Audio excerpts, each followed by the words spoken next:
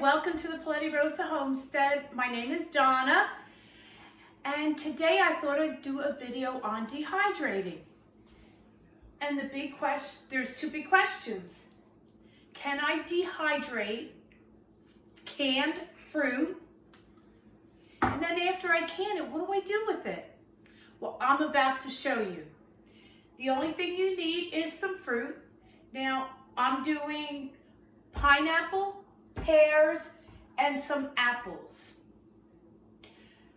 Now, you don't have to dehydrate canned, but today I'm showing you canned ones. So if you decide you just want to go out and buy some apples, cut up the apples. If you'd like to do banana, whatever you'd like to do. But today's video, I'm showing you canned. Okay, so stay tuned. We'll be right back. So I'm going to start with pineapple. So you do want a colander and you want a bowl underneath it, because when you're dehydrating, there's no reason whatsoever to dehydrate the juices. So you want a colander, and you want to take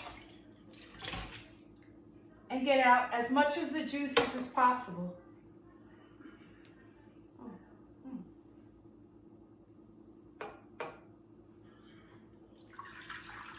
So strain your juices. And while it's straining, you can get one of your dehydration trays, or if you're using the oven, you want to make sure your oven can go to its lowest temperature. If possible, go down to 135. If you're using a dehydrator and you do have the availability to select the temperature, it's 135.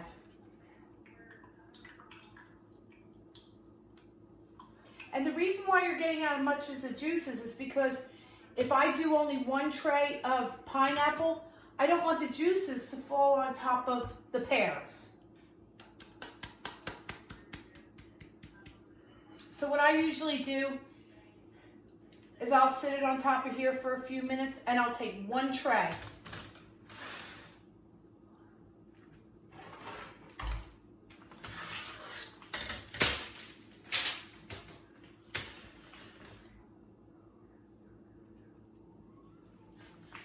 Still shake it up as much as you can.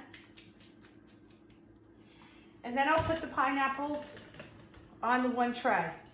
Now, if you're doing the same, you're doing all your trays or whatever you're doing with just one fruit, then that doesn't matter, because it doesn't matter if it drips on top. But I'm doing a couple different ones. So spread them out. Make sure you got nice clean hands. And the only thing you're doing is spreading them out enough that you don't have them on top of each other. Because when dehydrating, you want as much airflow as you can going up and down. And then I'll set this tray off to the side just to make sure there's no more juices.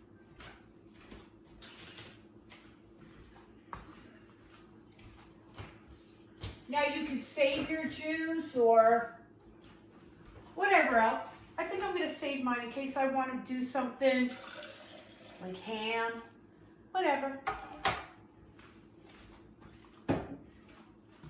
Okay, now I'm going to do a can of pears.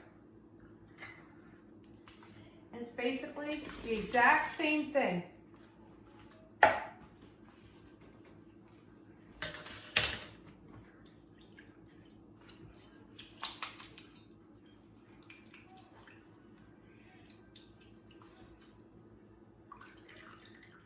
I always turn my colander off to the side here because you tend to get sometimes more juices out. Rather than just up and down this way, go off to the side.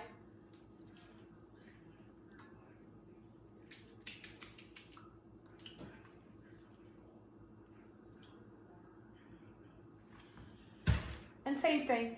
Now with these pears, I could do probably 2 cans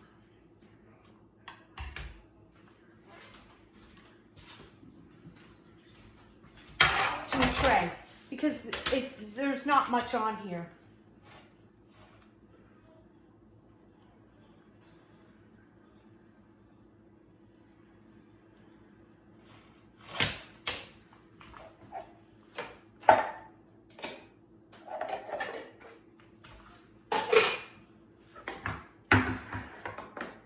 And you know what, before I do that, I'm going to show you one more, and then I'll open up the pears when we're off camera. And now I'm going to do my apples.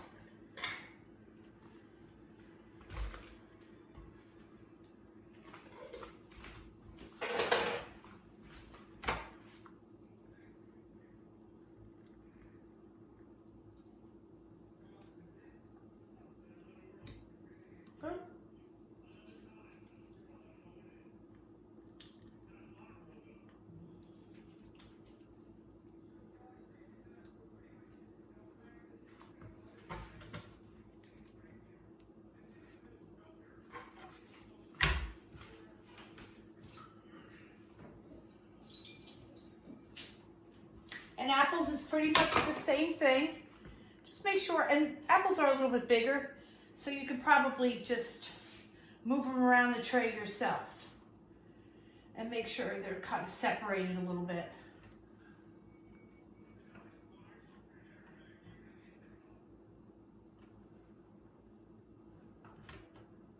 Okay, so I'm now going to go off camera. I'm going to finish the pears and get up a couple trays of the pears.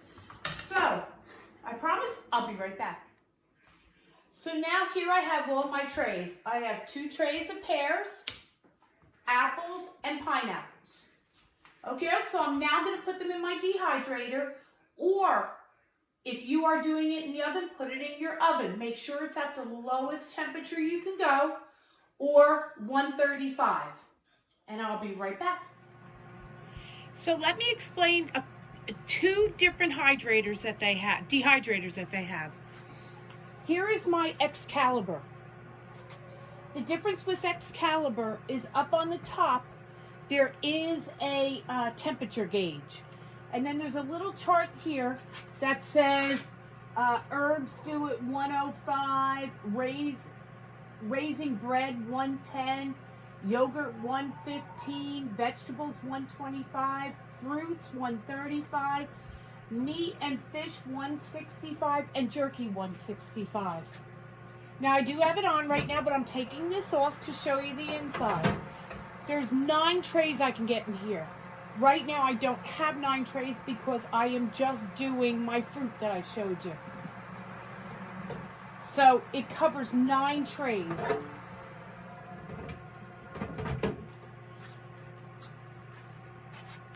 Now, with those trays, or these trays come like this. It comes with a mesh screen and then your tray itself. And then I purchased these silicone trays. And that's when I'm doing like jerky, or I'm doing something that's small that would go through those cracks. Let me show you the next one. And this is my backup Nesco. Well, it is the next day. I do not leave my dehydrator running at night outside because my dehydrator is outside and we're very close to the mountains, so I don't want any bear or anything coming up to it. So I thought I'd show you. Here's my dehydrator. These are the apples. Now, you could tell when they're not done. If they're not done, see how I could bend it? If you could bend it without it cracking, it's not done.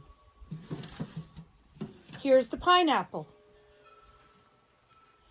I'm bending it. It's not cracking, so it's not done yet. Now I have 2 different kinds of pears in here. One were bigger ones, and as you can see, I can bend it, and it's not cracking. And then I have real thin ones here. It's cracking when I bend it. And notice the color, they're a browner color. No, I'm still bending it, so nope, it's not done yet. So I gotta let it keep going. And like I said, you'll know when it's done if you could bend it and it cracks. So I just gotta let this keep on going. Okay, so you may be wondering, how do you use your dehydrated fruits? Well, they could be used as chips, which is a great way of getting your kids into fruit rather than your potato chips, your cheese doodles, stuff like that. Great to be used as chips. You could also use them with yogurt. You could use it on top of ice cream. Really anything. What I do a lot with mine is I make powder. What I do is I take the fruit. Now I happen to have one chunk. I take the fruit after it's dehydrated, and I turn around and I put it into my immersion blender that I use as a blender. I don't use the immersion part of it. I use the blender part because it seems to really chop it up and put it into a powder form. This is dried apples, and this is my mixed dried fruit. This could be used on top of ice cream. It could be used in your making a smoothie. I've put this on top of my oatmeal in the mornings. We use the dried apples. We put some cinnamon with some dried apples, and I'll use it with my homemade granola, which look back on some of my old videos and look at my homemade granola. It's delicious, and it's very healthy for you. What else do I use this on? The apples, I put that on toast to make like an apple cinnamon type of a toast in breads. There is so many uses for dried fruit. These are just two of them that I have.